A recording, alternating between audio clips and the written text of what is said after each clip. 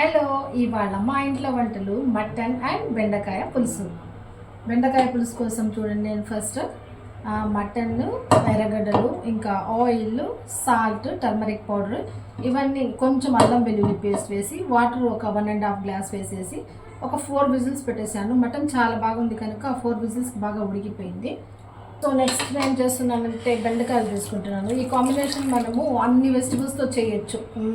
ఉల్లగడ్డ, చామగడ్డ, ఇంకా ఇది బెండకాయ, ఇంకా వంకాయ, ఇవన్నీ కూడా వేసుకోవచ్చు మనము మటన్తో పాటు. చాలా బాగుంటుంది పులుసు.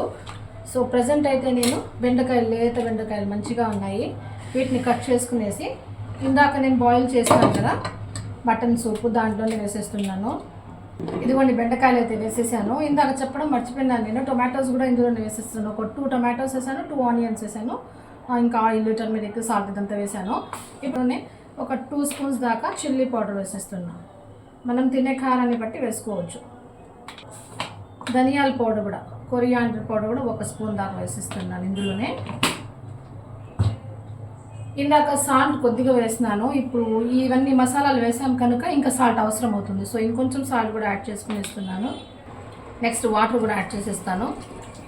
ఇక్కడ ఒక పేస్ట్ వేస్తున్నాను చూడండి. నేను ఈ పేస్ట్లో జస్ట్ 1 టొమాటో, ఇంకా కొద్దిగా ఎండు కొబ్బరి, ఇవి 2 పేస్ట్ చేసేసాను. ఈ పేస్ట్ని ఇందులో కలిపేసేయాలి. ఇలా చేయడం వల్ల ఆ కర్రీ కొంచెము బాగా థిక్గా వస్తుంది అన్నమాట, టేస్ట్గా ఉంటుంది. ఈ మసాలా యాడ్ చేసేసినాక ఒకసారి మొత్తం కలిపేసి ఇంకా స్టవ్ మీద పెట్టేయడమే.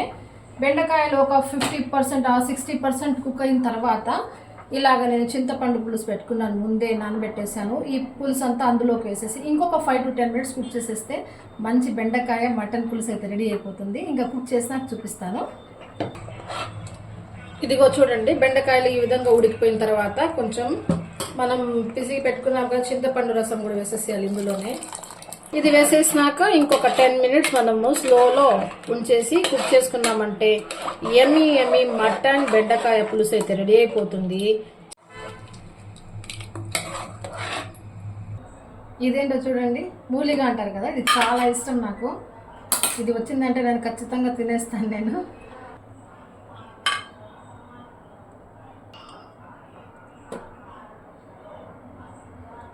ఇది నాకు చాలా చాలా ఇష్టం నాకు.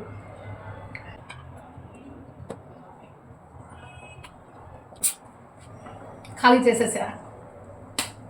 సో ఫైనలీ మన మటన్ బెండకాయ పులుసు అయితే రెడీ అయిపోయింది. చాలా సింపుల్ కదండి, తప్పకుండా మీరు కూడా ట్రై చేయండి. ఇంకా ఈ ప్రాసెస్ నచ్చుంటే తప్పకుండా ఒక లైక్ అండ్ కామెంట్ కూడా ఇవ్వండి. Thanks for watching, bye.